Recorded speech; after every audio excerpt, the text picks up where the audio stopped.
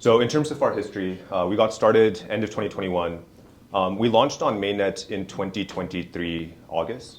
And back then we were building using the Cosmos SDK, and we only supported CosmWasm smart contracts. And one thing we learned very, very quickly is that as soon as a chain launches and the token launches, everyone stops giving a shit about the project, and it's really hard to get developers to build on you. So we launched in August. That time there was this entire Sei scam narrative where a bunch of people were unhappy about the size of the airdrop that they got. And I mean, to be fair, I think they had reason to be, because a lot of them probably spent more money trying to like bot the testnet than they got in rewards. And then afterwards, September, so like a month after launch, there was just radio silence in the ecosystem. Like we had completely lost attention. And I think one of the biggest reasons for that is that we didn't have any developer activity. And one of the bigger reasons for that is because we did not support the EVM. If you only support CosmWasm, and I'd make the argument a lot of other alt VMs are kind of in a similar bucket, it's very, very difficult to get crypto native developers to come and start building on you. So we definitely struggled with that. And that's when we realized that we need to support the EVM, and we need to figure out what the pain points are for the EVM and start improving that. And that's what led to Sei V2, which is the first parallelized EVM. So that launched in July of last year, and the traction after that has just been like incredible to see. Even in the past couple of months, we've had Brevin Howard, BlackRock that are announcing that they're launching on Sei. There's been a Robinhood listing for Sei as well. So there's just been a ton of traction that we started to see. So the next question for us naturally became, how can we improve the protocol to support the next level of growth? And our kind of North Star is to build a decentralized Wall Street. And the next step from our perspective was to be able to support all global securities trading activity on Sei if in the future somehow we were able to convince people to do that. So we looked at NASDAQ. NASDAQ needs 20,000 orders per second. And NASDAQ represents 10% of global securities trading volume. So if you do, like if you back into that, that's 200K TPS that you need to support if you want to have securities trading happen on chain. There's no blockchain out there in the world right now that is able to handle that on mainnet. And that was kind of our North Star for Sei Giga. So 200K TPS, which roughly translates into 5 gig gas per second, that was our North Star, and that's what we've been working towards in the past year. It's interesting. Testing. These mics suck. Testing, cool. Yeah, I think broadly, it's interesting that if we look back to like even like DeFi summer and like 2020 and 2021, like if you mentioned anything outside of the Ethereum ecosystem or L2s, they're like, no, Ethereum's perfect.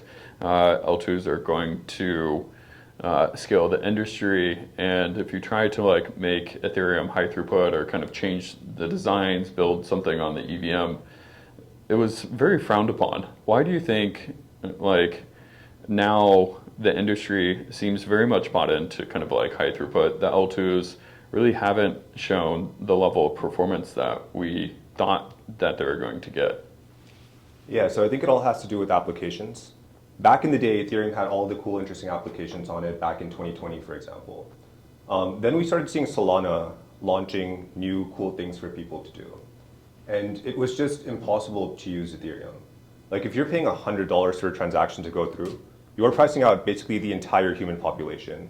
And that's why I think Solana was able to get as much traction as it was able to at that time. Like there were a lot of converging forces, including FTX, including a lot of other stuff. But from a product standpoint, Solana was able to let normal people come and use it, whereas people were not able to use Ethereum. And I think now we've started to see more and more of that shift where it's becoming clear that Ethereum by itself is not able to handle the kind of transaction activity that you would want it to.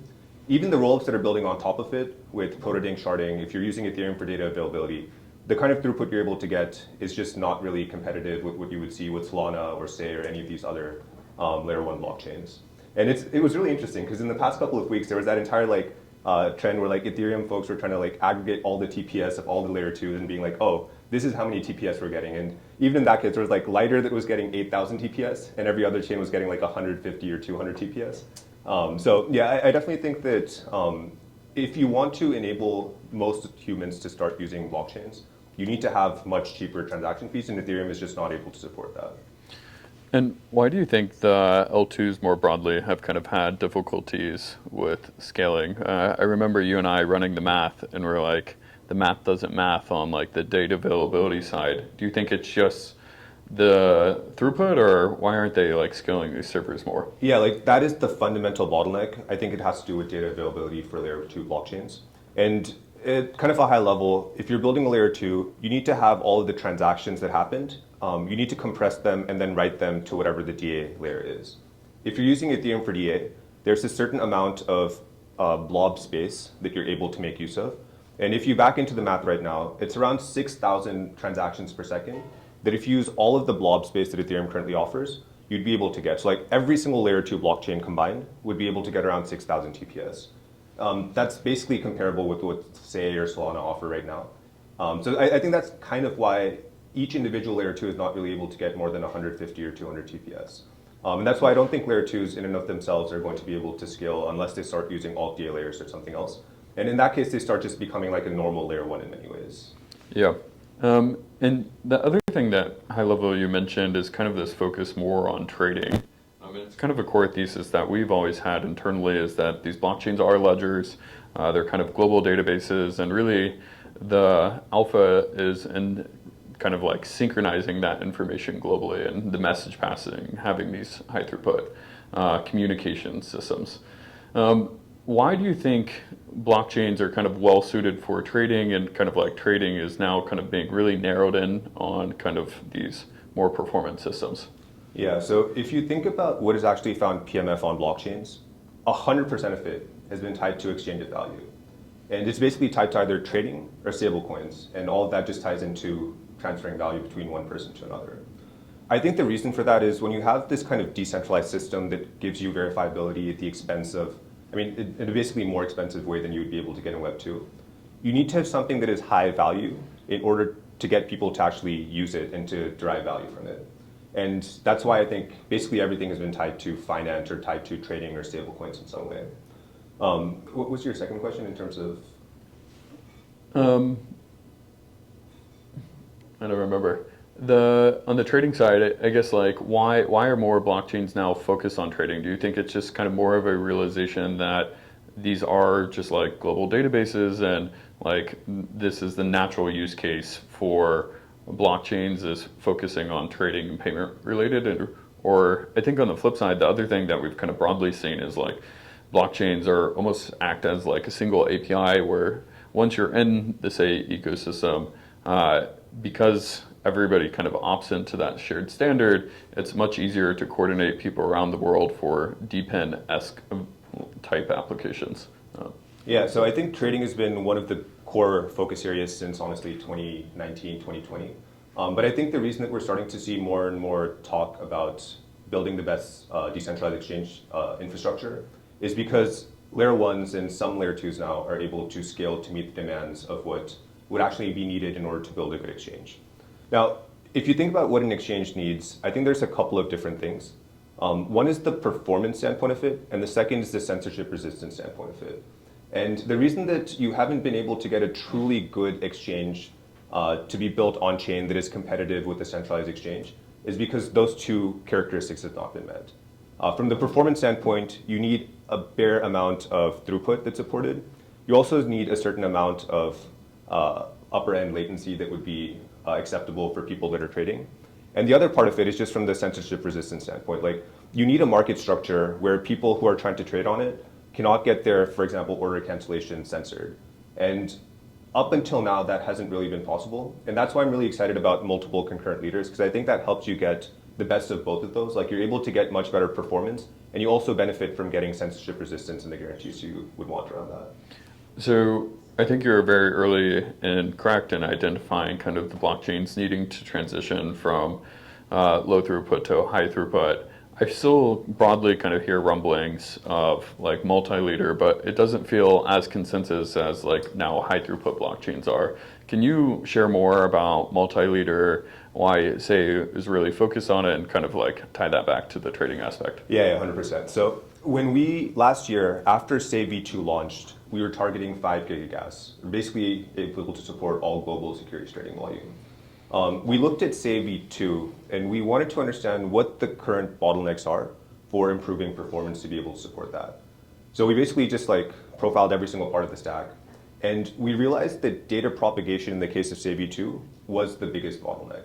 And intuitively that makes sense because if you have one leader that is creating a block and then sending that block to every other node in the network, that leader's bandwidth is saturated. Whereas all the other nodes in the network, they're not hitting full utilization. They're kind of just like waiting there to receive whatever the leader is sending to them.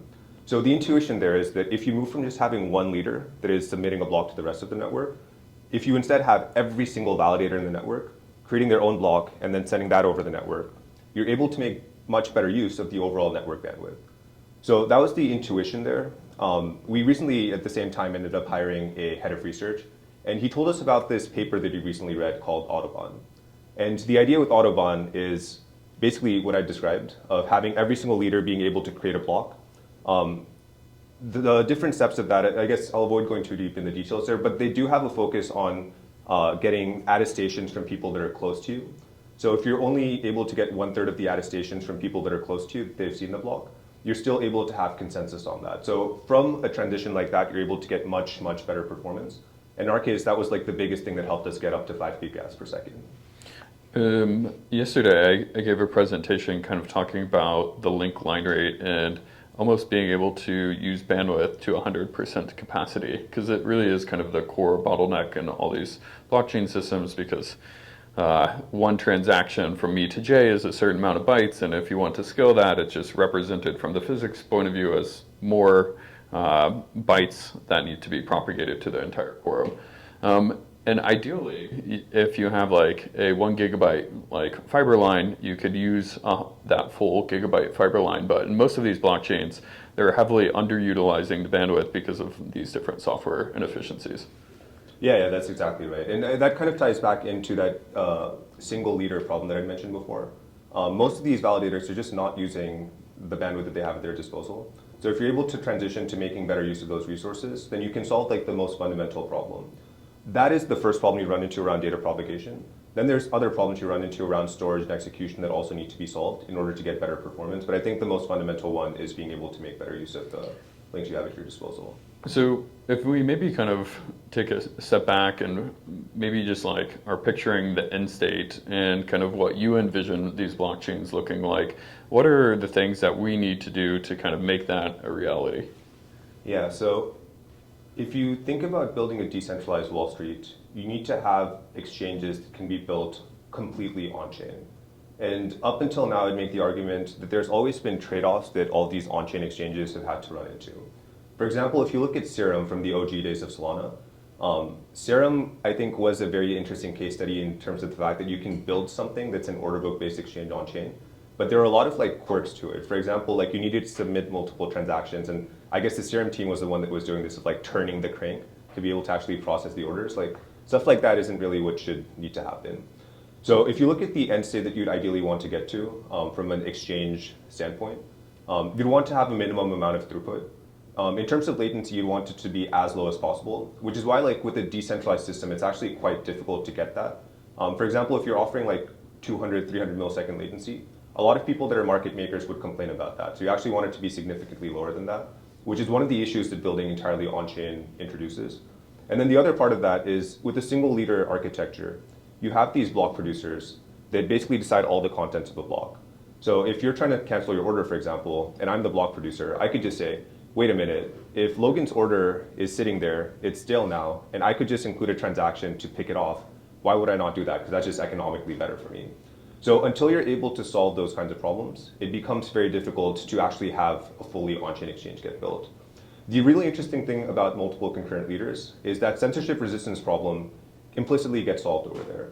Because if you have multiple different leaders that are all submitting blocks, and you need a certain subset of them to be included before you can have consensus, then you can just send your cancellation transaction to a certain number of these validators. Like, let's say you send it to every single validator in the network, then you're guaranteed to get your cancellation to go through. So I think that opens up a pretty interesting design space that previously wasn't possible in terms of building this on-chain trading infrastructure. Do you feel like multiple leaders is going to be essentially a requirement for kind of modern blockchains as it was going from low throughput to high throughput? Oh, 100%. And I think we're already starting to see the writing on the wall over here. Solana, for example, is focusing on this as well. I forget the name of Solana's MCP architecture. Multiple concurrent proposers. Okay, they're just calling it MCP. I think so. Yeah, so Solana is focusing on this, Sei is focusing on this. I think Aptos, since we have started putting out content about this as well. And I think moving forward, a lot of other chains that are focused on trying to build more trading-focused infrastructure will need to have this as a prerequisite. Awesome.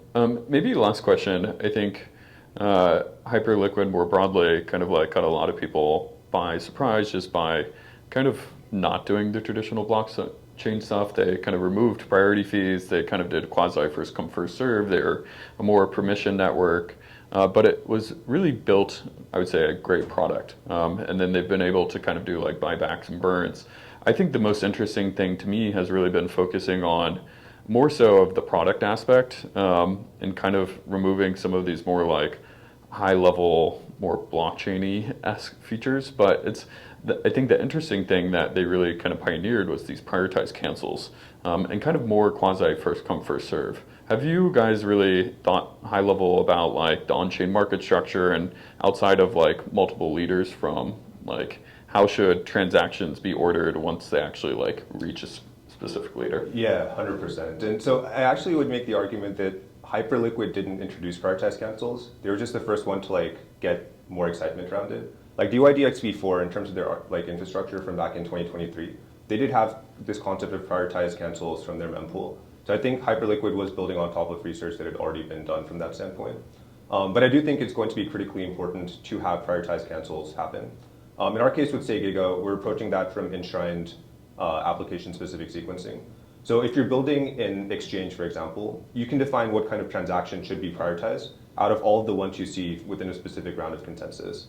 So if there's 10 different blocks that come in, some of them have order cancellations, other have let's say order placements, then you'd know to just based off all the orders that you're seeing coming in, you'll start having to focus on order cancellations first, and then all the other orders that you would see. And I think every single blockchain is going to have to account for enshrined app-specific sequencing in some way in the future, because that does allow you to build a much better product from the kind of user experience standpoint. Yeah.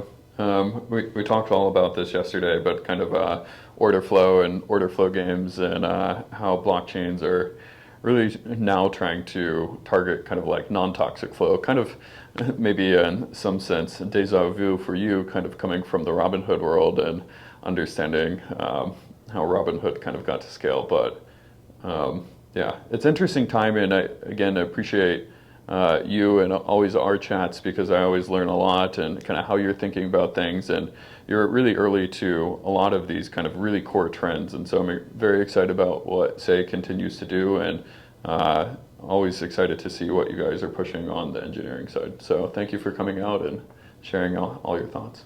Appreciate it, man.